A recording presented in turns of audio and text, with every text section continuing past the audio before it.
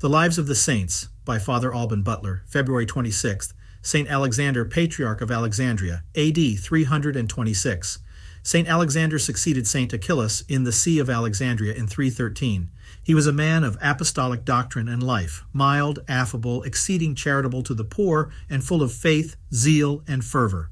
He assumed to the sacred ministry chiefly those who had first sanctified themselves in holy solitude, and was happy in the choice of bishops throughout all Egypt. The devil, enraged to see the havoc made in his usurped empire over mankind by the disrepute idolatry was generally fallen into, used his utmost endeavors to repair the loss to his infernal kingdom by procuring the establishment of a most impious heresy. Arius, a priest of Alexandria, was his principal instrument for that purpose. This heresiarch was well versed in profane literature, was a subtle dialectician, had an exterior show of virtue and an insinuating behavior, but was a monster of pride, vain glory, ambition, envy, and jealousy. Under an affected modesty, he concealed a soul full of deceit and capable of all crimes. He joined Meletius, the bishop of Lycopolis, in the beginning of his schism against St. Peter, our saint's predecessor, in 300. But quitting that party after some time, St. Peter was so well satisfied of the sincerity of his repentance that he ordained him deacon.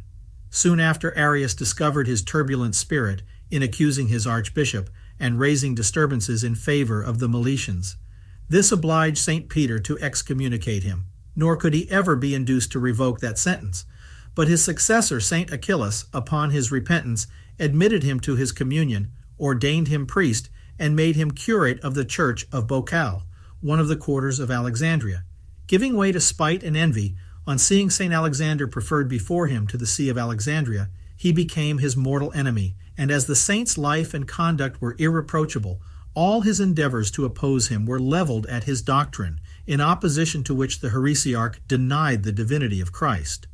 This error he at first taught only in private, but having about the year 319 gained followers to support him, he boldly advanced his blasphemies in his sermons, affirming with Ebion, Artemis, and Theodotus that Christ was not truly God, adding, what no heretic had before asserted in such a manner, that the Son was a creature, and made out of nothing, that there was a time when he did not exist, and that he was capable of sinning with other such impieties.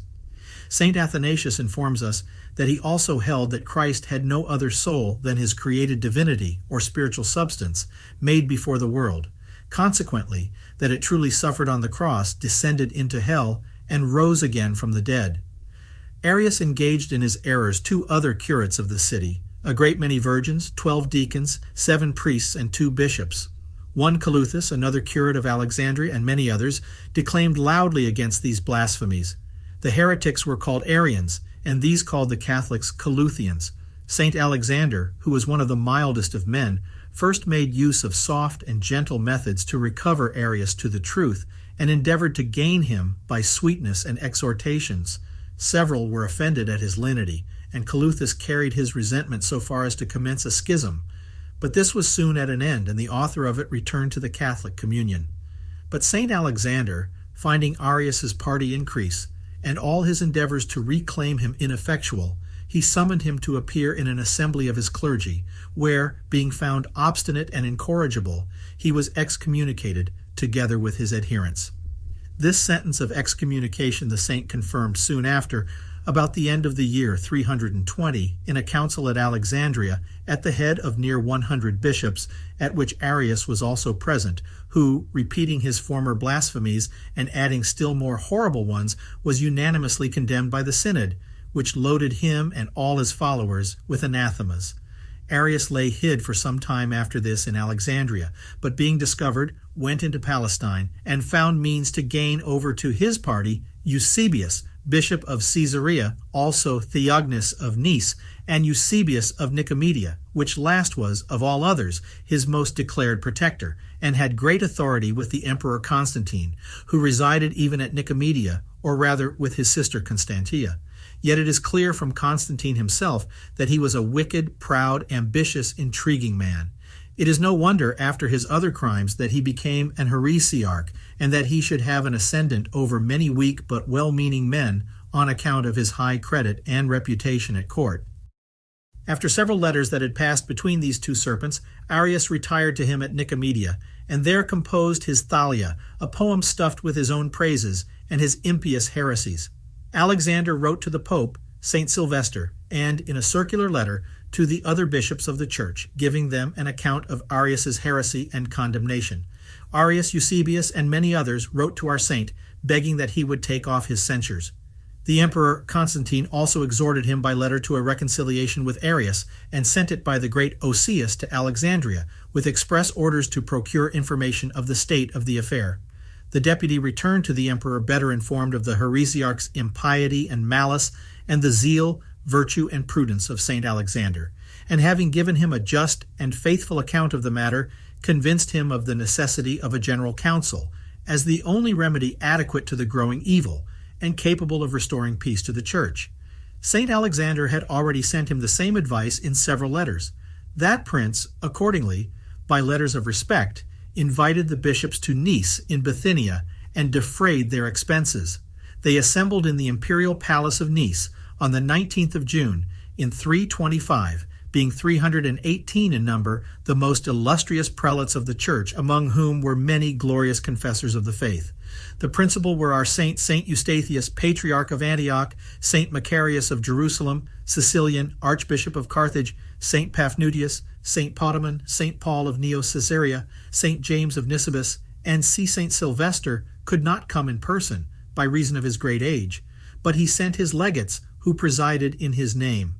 The Emperor Constantine entered the council without guards, nor would he sit till he was desired by the bishops, says Eusebius. Theodoret says that he asked the bishop's leave before he would enter. The blasphemies of Arius, who was himself present, were canvassed for several days. Marcellus of Ancyra and St. Athanasius, whom St. Alexander had brought with him, and whom he treated with the greatest esteem, discovered all the impiety they contained, and confuted the Arians with invincible strength. The heretics, fearing the indignation of the council, used a great deal of dissimulation in admitting the Catholic terms. The fathers, to exclude all their subtleties, declared the Son consubstantial to the Father, which they inserted in the profession of their faith called the Nicene Creed, which was drawn up by Osius, and to which all subscribed, except a small number of Arians. At first they were 17, but Eusebius of Caesarea received the creed the day following, as did all the others except 5, namely Eusebius of Nicomedia, Theognis of Nice, Maris of Chalcedon, Theonas, and Secundus of Libya, the 2 bishops who had first joined Arius. Of these also Eusebius, Maris, and Theognis conform through fear of banishment. The Arian historian Philostorgus pretends to excuse his heroes, Eusebius of Nicomedia and Theognis, by saying they inserted an iota and signed like in substance instead of the same substance, a fraud in religion which would no way have excused their hypocrisy. Arius, Theonas, and Secundus, with some Egyptian priests, were banished by the order of Constantine, and Illyricum was the place of their exile. The council received Meletius and his schismatical adherents upon their repentance, but they afterwards relapsed into their schism, and part of them joined the Arians. The council added 20 canons of discipline, and was closed about the 25th of August. Constantine gave all the prelates a magnificent entertainment, and dismissed them, with great presents, to their respective sees.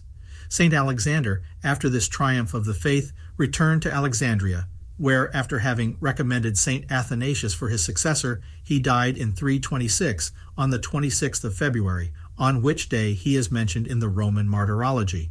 A true disciple of Christ, by a sincere spirit of humility and distrust in himself, is, as it were, naturally inclined to submission to all authority appointed by God, in which he finds his peace, security, and joy.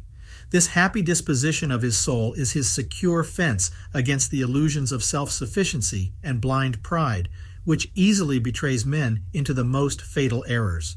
On the contrary, pride is a spirit of revolt and independence. He who is possessed with this devil is fond of his own conceits, self-confident and obstinate. However strong the daylight of evidence may be in itself, such a one will endeavor to shut up all the avenues of light, though some beams force themselves into his soul to disturb his repose, and strike deep the sting of remorse. Jealousy and a love of opposition foster the disorder and render it incurable.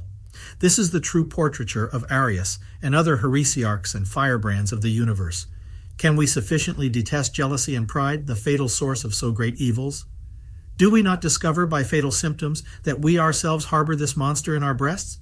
Should the eye be jealous that the ear hears and disturb the functions of this or the other senses, instead of regarding them as its own and enjoying their mutual advantage and comfort, what confusion would ensue?